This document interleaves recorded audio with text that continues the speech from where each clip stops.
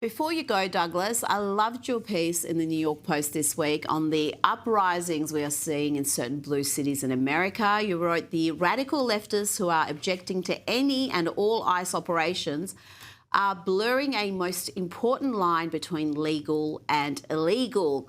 Can you just explain what you mean by that and about this hill the Democrats have chosen to die on, which is protecting illegal immigrants at all costs?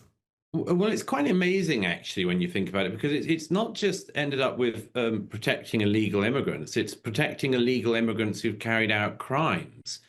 I mean, there have been ICE officers who've been trying to detain people who have committed rapes and other crimes since being in the US illegally. And they find a whole load of sort of liberal, tends to be women, strangely, standing in their way and trying to stop them carrying out this act. This is a terrible strategic mistake, apart from anything else, by the activist left. Most people, including Democrats, actually do not want illegal foreign criminals who've committed crimes in the US to be allowed to remain in the US unbothered after breaking in and then committing crimes. To make this a hill to die on is a quite extraordinary thing.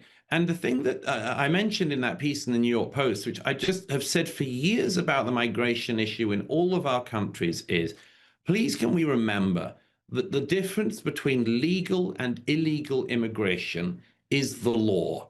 And if you decide that the law is an unimportant concept, or it's something you can throw away, or that somebody who has come to the US completely legally and paid lawyers and done all the endless paperwork is effectively to be regarded in the same light as somebody who walked across the southern border in the Biden years and then started committing crimes in the US. Sorry, but you haven't just lost me, you'll have lost the majority of the American public. And when people on the left end up saying things like, how could Donald Trump have been elected with a popular vote? Guys, this is how. It's because you choose absolutely terrible hills to die on, and Donald Trump's going to kill you at the polls each time.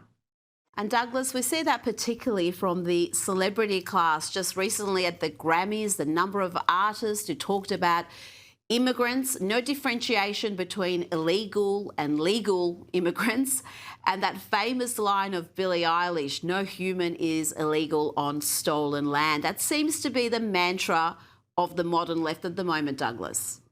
It's crazy, Rita. I mean, I think that these actors and others who we see doing this performative thing, I think they imagine that they're like Oscar Schindler in Schindler's List or something, or, they're the sort of heroic person hiding Jews in the attic in some Second World War movie. I think they're totally divorced from reality. We already knew that, of course. But I think they're seeing themselves in this sort of unbelievably heroic light. And sorry, but this isn't that situation. It just isn't at all. And unfortunately, celebrities have decided that somehow, a foreign criminal is somehow like a Jew in the Holocaust, although not all of them seem to like Jews all that much anymore. But let's put that aside for a moment. And the federal agents of ICE are the kind of Nazi stormtroopers, and therefore that they, the great Hollywood celebrity class, are the only things standing between barbarism and civilization. And I'm sorry, but if civilization were actually reduced to such a stage, among other things, we'd be absolutely down a Swanee if we had to rely on Billie Eilish and co. To be our only line of defense. Douglas Murray, thank you for your time. It's a pleasure as always, Rita. Thank you.